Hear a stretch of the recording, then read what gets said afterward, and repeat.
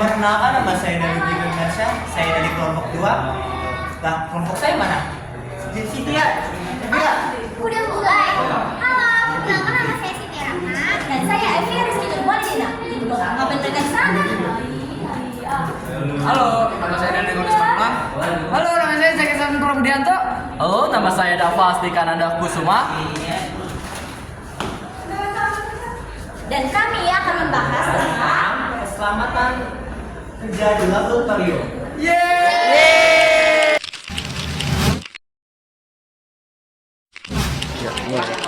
Jadi kalian tahu gak apa itu keselamatan kerja di laboratorium?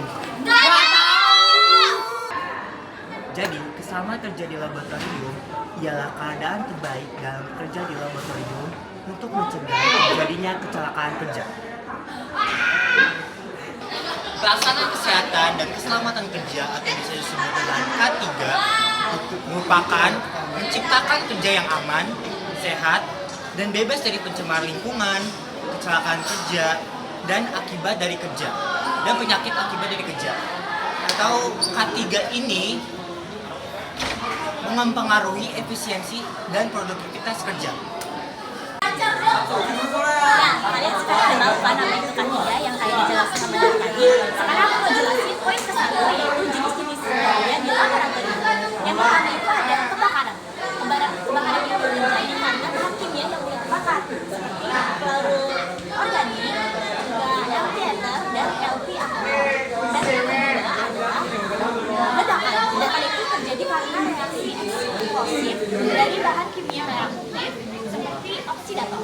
Dan yang ketiga itu keracunan bahan kimia yang berbahaya seperti limbah dan juga arsen. Dan yang keempat itu iritasi. Iritasi itu terjadi karena peradangan pada kulit, mata, juga saluran pernafasan akibat bahan-bahan yang korosif. Dan yang selanjutnya adalah luka pada kulit dan juga mata. Dan ini karena pecahan-pecahan kaca, logam, dan kayu yang melukai kulit. Selanjutnya yang terakhir adalah sengatan. Hati-hati ya.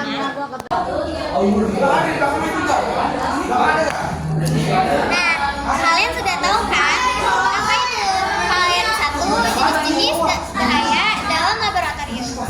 Dan sekarang aku mau menjelaskan poin kedua, aturan-aturan yang ada di laboratorium. Untuk menghindari kecelakaan, kita harus mematuhi aturan-aturan yang berlaku, yaitu A.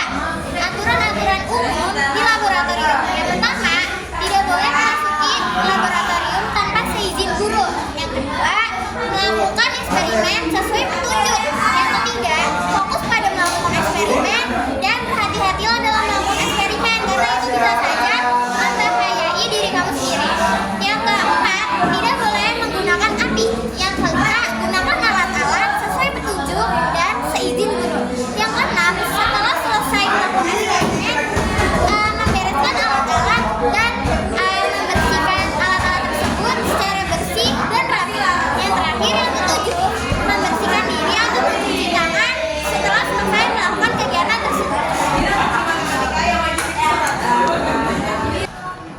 Selain ada aturan-aturan, ada juga aturan-aturan keselamatan terhadap listrik. Apa saja?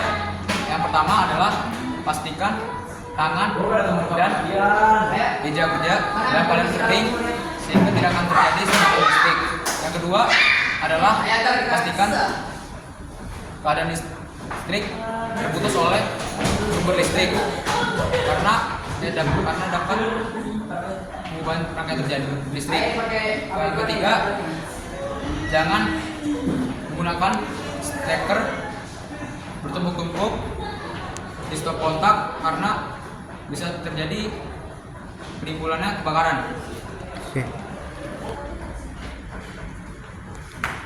Dan kamu? Oh iya. Selanjutnya adalah usaha pencegahan kecelakaan di dalam laboratorium.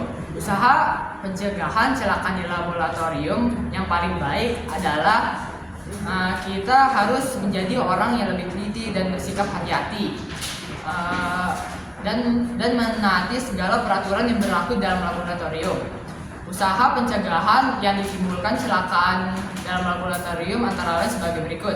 Yang pertama adalah tidak mengunci laboratorium jika laboratorium itu sedang digunakan, dan mengunci laboratorium jika laboratorium itu sudah tidak digunakan. Yang kedua adalah siswa dan siswi itu tidak diperkenankan masuk jika tidak ada guru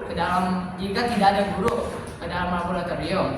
Yang ketiga adalah penyimpanan bahan yang mudah terbakar itu di tempat khusus. Yang keempat, penyimpanan bahan yang berbahaya dan beracun itu di tempat yang terkunci dan aman. Dan yang terakhir adalah di dalam laboratorium itu kita menggunakan listrik itu harus di voltnya rendah, itu sekitaran 12-15 volt.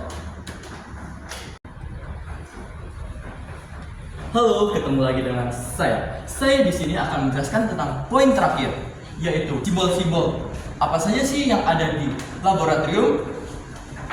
Yang pertama, yaitu bahaya hewan. Yang kedua adalah benda tajam. Adalah bahaya yang berasal dari benda tajam. Yang ketiga adalah permukaan panas. Adalah bahaya yang memiliki permukaan panas. Selanjutnya adalah nomor 4, yaitu benda yang mudah pecah. Adalah benda yang dapat terpecah seperti kaca dan gelas kimia. Oke, yang kelima adalah bahaya bahan kimia. Ada bahaya yang berasal dari bahan-bahan kimia. Yang selanjutnya adalah listrik, yang adalah bahaya yang berasal dari benda-benda yang memiliki arus listrik. Bahaya mata dan wajah adalah bahaya yang dapat mengiritasi mata dan wajah. Selanjutnya ada bahaya mudah terbakar, adalah bahaya benda yang dapat mudah terbakar. Selanjutnya ada sinar laser, adalah bahaya yang dihasilkan dari sinar laser. Selanjutnya ada bahaya radioaktif, adalah bahaya yang dihasilkan dari senyawa radioaktif. Selanjutnya ada bahaya mudah meledak, adalah bahaya yang dapat dihasilkan dari bahan-bahan yang mudah meledak. Sekian dari saya, dan materi ini. Gua ingin berterima kasih dan selalu mendengarkan simakan dari kita. Terima kasih.